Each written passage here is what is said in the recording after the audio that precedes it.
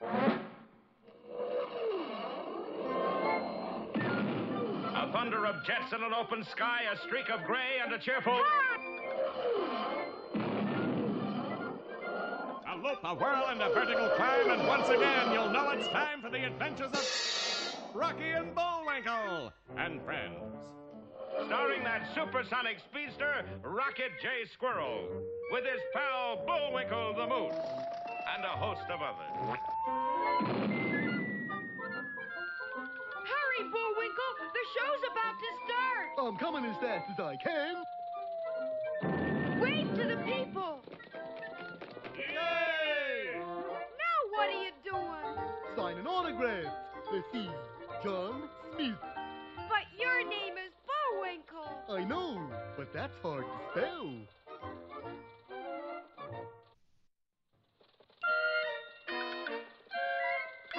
We're gonna have a lot of fun. Come on and join us. Sure, there's always room for one more.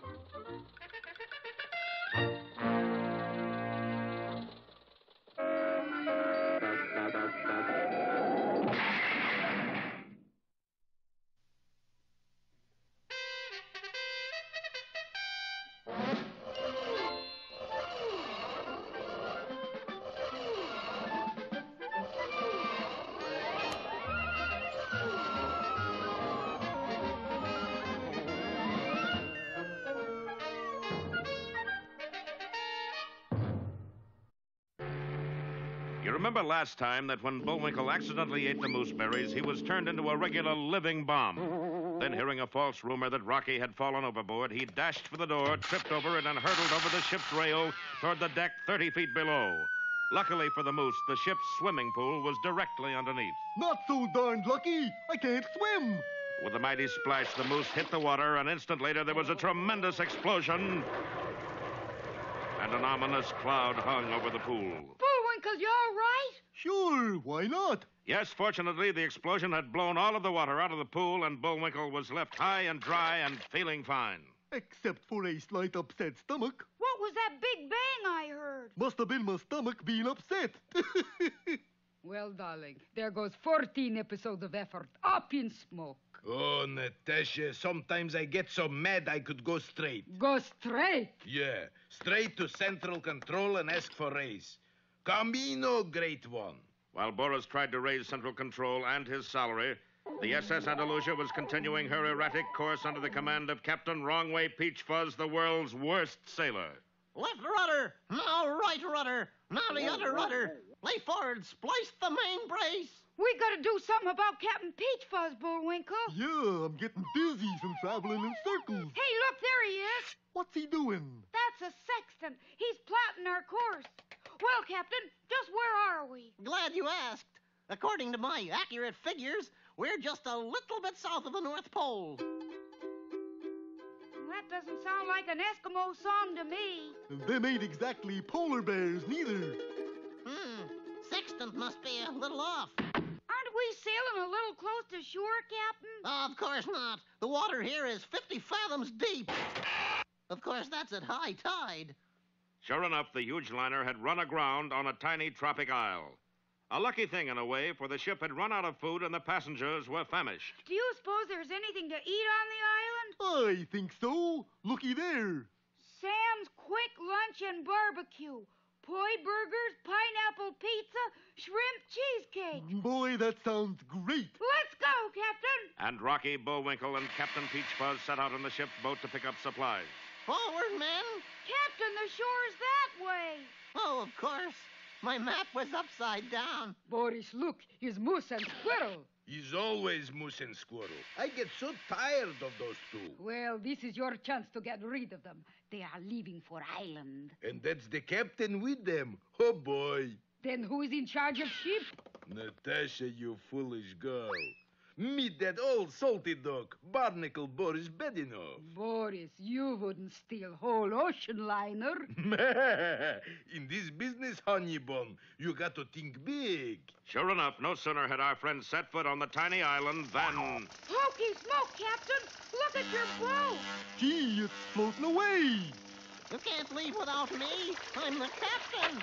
The red sails in the sunset, the ba-ba-boo-boo-boo-boo-boo. Well, is this the end of Rocky and Bullwinkle's trip to Pottsylvania? Don't fail to see our next episode, 3 on an Island, or Tell It to the Maroons.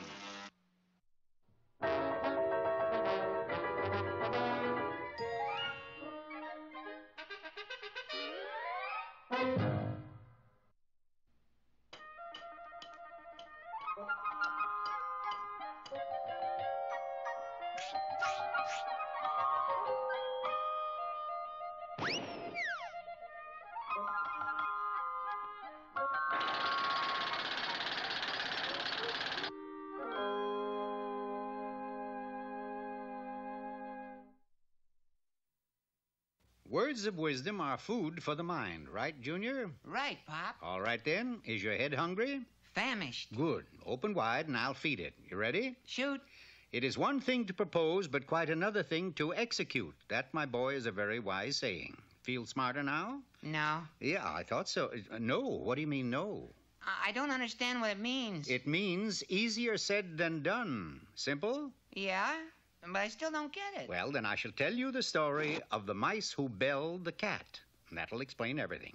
For years, the mice had been living in constant fear of their archenemy, the cat. Never did they have a moment's rest, for the cat would ambush them, chase them, jump up and down on them, and toy with them every chance he got. Finally, the poor little mice could stand it no longer, and they called a meeting to see what could be done about their dreadful situation. Something's got to be done. Look, I already got a gray hair. And I'm a nervous wreck. The whole trouble is that cat's too quiet. He's always pussyfooting around. We can never hear him coming until it's too late.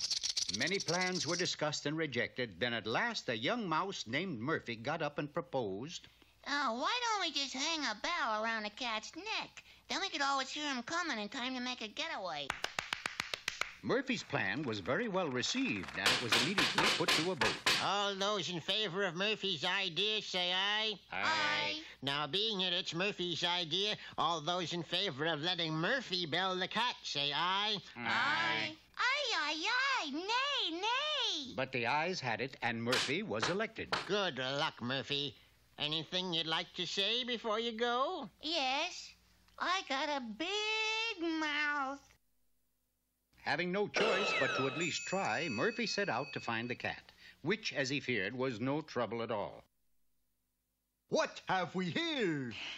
Would you believe me if I told you that I'm a beaver? What do you think? I think you think I'm a mouse. That is correct. Food? And Murphy was forced to flee for his life, narrowly escaping capture by ducking through a hole in a fence inches ahead of the cat. Oh, that was a close one. If I ever expect to get this bell on that monster, I'll have to think up some way to trick him. Reasoning that his task should be quite simple, if only he could put the cat to sleep, Murphy quietly crept up behind the cat and ever so softly whispered into his ear. Rock-a-bye, pussy in the treetop. When the wind blows, the cradle will rock. Oh, boy, it worked. But just to make sure, are you asleep, cat? What do you think? Food? I think I goofed. That is correct. And again, Murphy had to run for his life. This time I'll take a more direct action. I'll knock him cold. Then he can't play tricks on me. And boldly walking right up to the cat, Murphy hit him with all his might. Well, hello there, food. Oh, what a shame. You broke your bat. So I did. How do you feel? I got a slight headache, but other than that, just fine. Would you consider giving me a 5-minute head start? What do you think? I think it's out of the question. That is correct.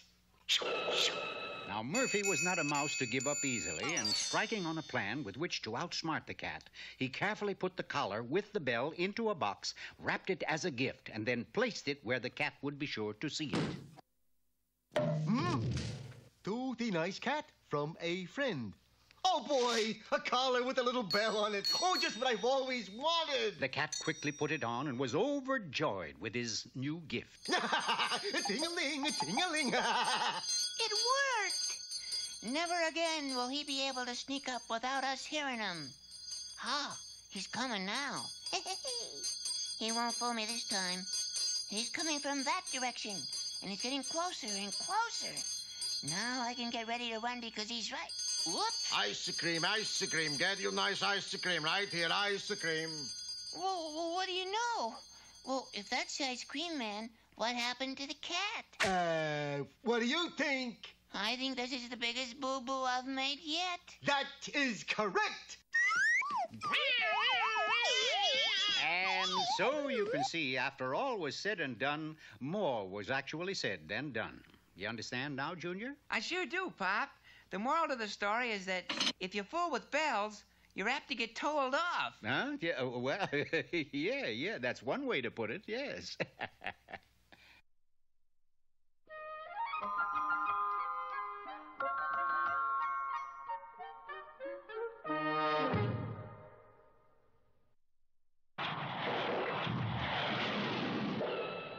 Private Bullwinkle, sir, with a message. Just in time. Is it important? Is it? Just look. Time for Bullwinkle's Corner. Today's poem is a ballad of the war between the states. Barbara Frietchie. The spires of Frederick usually stand green-walled by the hills of Maryland. But the town was deserted that autumn day, 'cause Confederate troops were on the way. But there old Barbara Frietchie sat. Her Union heart was loyal yet. And up the street came the fearsome call. Ye Stonewall Boris! Hi, you all! Under his slouch hat left and right he glanced, then saw a wondrous sight. Oh, boy! Quick as it fell from the clothesline there, Dame Barbara snatched her underwear. Shoot if you must this old gray head, but spare my Union suit, she said. Foolish girl! Hold it, Stonewall! Who touches the hair of my gray head dies like a dog. March on, I said. I may be patriotic, but I'm not crazy.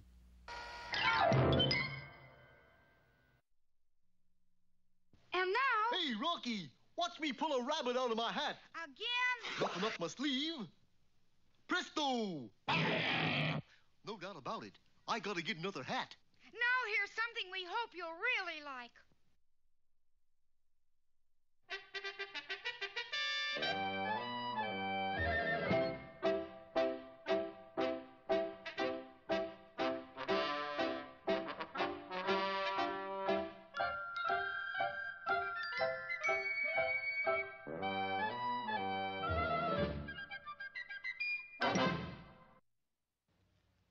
Hello, Peabody here. My companions are Wayback and Sherman. Wayback is a time machine. Sherman, a boy. Where do we go today, Mr. Peabody? Our destination, Sherman, is North Carolina. And the time? December 17th, 1903. A date synonymous with aeronautical history. For today, we meet the inventors of the first practical airplane, Wilbur and Orville Wright. Sherman and I were deposited on an antiquated airfield where we directed our attention to a large barn bearing the motto, "If you want it done, get it done right." That must be their hangar, Mr. Peabody. You hear them in there?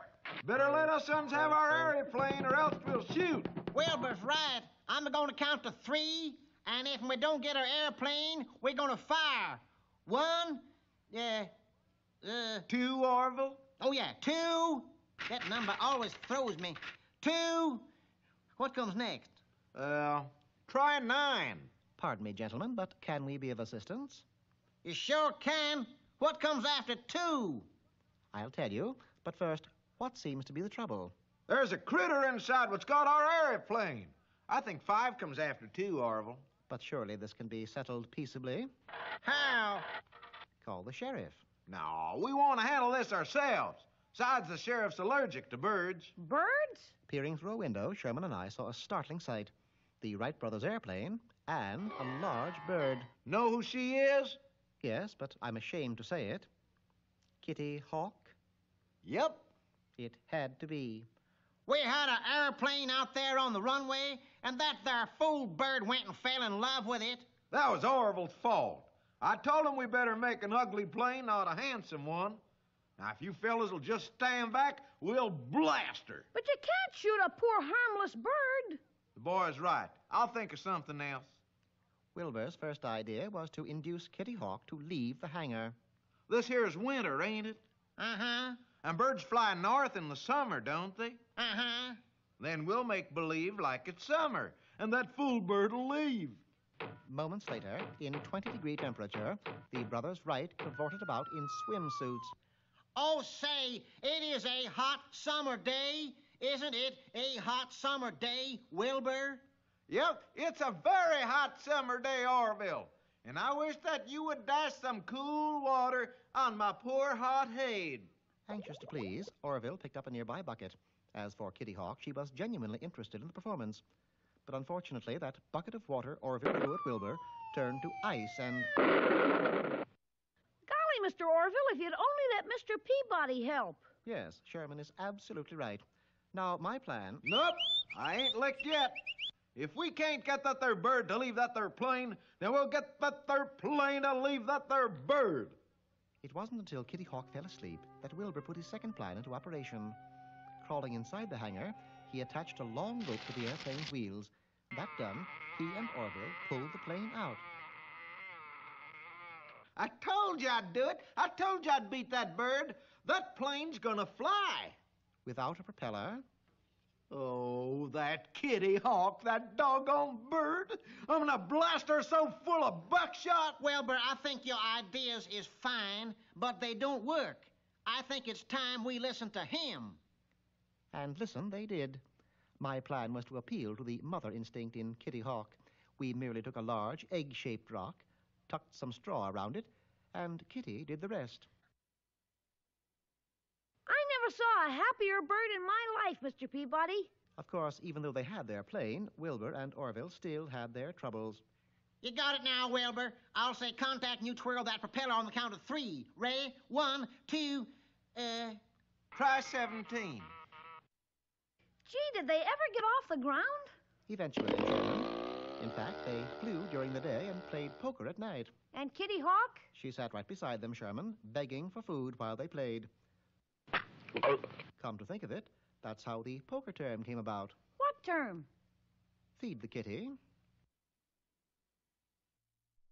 Look,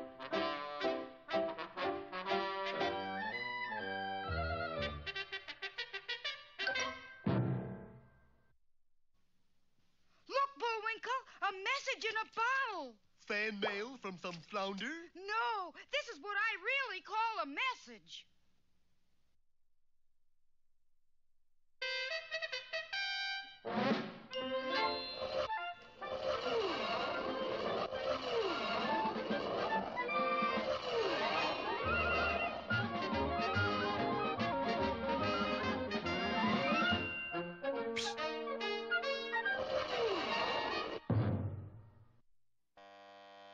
Well, our hero's sea voyage has come to an abrupt halt where they've been stranded in mid-ocean on tiny Bloney Island. They think their boat has simply drifted away, but in reality it has been stolen by who else? Boris Badenoff. Barnacle Boris Badenoff, if you please. Well, looks like we're stuck here, Captain Peach Fuzz. We'd better explore the island. Forward, men. You're heading out to sea, Captain, this way. Well, anyways, we won't starve. There's a keen pie burger stand. Yeah, and I could sure use a bite to eat. I could use several myself. Alas, when our friends tried to buy a poi burger, they ran into complications. Poi burgers, 10 clam shells each. How much is that in dollars? No dig, Lucky Bucks. What's that mean? I think he means he won't accept American money. Well, this must be the only place in the world that don't. Hey, how about trading a poi burger for my favorite yo-yo? No dig, yo-yo. It glows in the dark. No dig, yo-yo. Green stamps, maybe? No dig green stamps. What do you dig? Dig clams. Meanwhile, far at sea, Boris was blithely heading the SS Andalusia toward Pennsylvania. Wait till they hear I've stolen $100 million ocean liner. Hello, Chief. Make my bed. Light the light. I'll arrive late tonight. Bye-bye, Black Boris. Badenoff, you bring back mooseberries? Well, no. They got sort of... You bring back mooseberry bush? He didn't do so well at sea. We had to... You bring back moose? Not exactly. He's back in... Then what are you bringing back? $100 million ocean liner. You imbecile, who needs ocean liner? I thought it might be nice for kids. Keep them off the street, you know. You nitwit. How can we make rocket fuel with ocean liner? His brand new boat. Go back and get Moose. Twin smokestacks. Immediately. Yes, fearless leader. And Boris reluctantly started the SS Andalusia back toward the island. Meanwhile, our friends were all hard at work digging clams on the beach, all except for Captain Peachfuzz, who couldn't find the beach. Forward. Can't be far now. Right this way. We're almost there. Find any clams yet, Bullwinkle? Nope, but I think I'm getting warm. I just hit something. I hope it's a clam. I'm getting awful hungry. No, it ain't a clam. Then forget about it, Bullwinkle. Okay, if you say so, Rock. Ahoy! Ahoy the island! Bullwinkle, look! It's the Andalusia. She's back. And look who's at the wheel. Chiro and people been back. It's Sir Thomas Lippenboris, the millionaire yachtsman. We're saved. Yeah, but we still don't have any food. Why not let me dicker with the natives? They're really very simple people. And so Captain Peachfuzz worked out a shrewd deal with the proprietor of the stand. You put Lucky Box that side, I put Poi Burgers this side. Of course, this did make the food a little expensive. Eat slow, Martha. I figure these are costing us $800 apiece. But remember, that includes pickle and mustard. Then, as their bank balances sank slowly in the west, our friends waved goodbye to the romantic Bloney Island and its happy natives. What we do with all this loot, Sam? Tear down stand, put up hotel. But little do our heroes know what kind of reception committee awaits them on the dock. Don't fail to see our next episode, Dancing on Air, or the Pennsylvania Polka.